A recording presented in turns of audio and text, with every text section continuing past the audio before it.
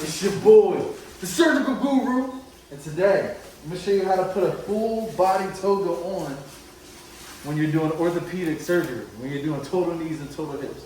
But first, you're gonna open up your toga, of course. Open it. And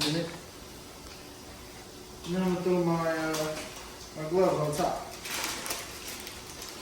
Alright. So now I'm gonna put on my helmet so y'all can see how it's done. Alright. So here's our helmets, right here.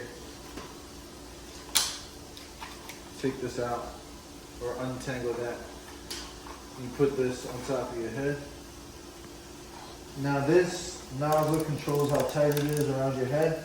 You don't want it to be too tight because then you're going to lose circulation during the case. You don't want that to happen. So you want to have it loose enough to where it's not too loose, but it's nice and snug.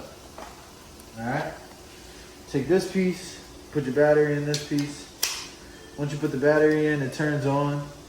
It runs a little bit of air in here so that it doesn't get too hot when you're in the procedure. We got a couple buttons here if you want to get in close. That button turns up the air. I don't know if you can hear it. And then this button turns it down. So you'll be able to control that throughout the case. So let's say I just got scrubbed. I scrubbed in, washed my hands. I come into the room, I got my arms out. The first thing I do is I grab this from the front, the edge. You can use both your hands. And then the next thing I do is I grab hold of the shield, which is okay to grab because the shield is the inside of the toga. So after you grab the shield with one hand, you put your arm through one of these sleeves. Alright, and then once I got my hand through that sleeve, I grab this from the inside so that the hand is protected. And you do the same thing on this side over here. Put your arm through, put that through the middle.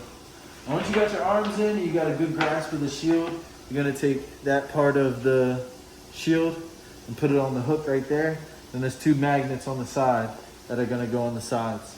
So you go for the hook, then the magnets. Now that I got it on, I could just stop here and then my nurse could come and grab the zipper and zip it down for me, but I like to make it a little bit easier for them. So I sometimes push a little bit, and as I'm pushing it back, I kind of try to hold my helmet down. That way my hands don't slip past where it's protected, so my hands don't get contaminated. And then your nurse or whoever's available to help you will come behind you, zip you up, and that's it. That's how you put on a toga.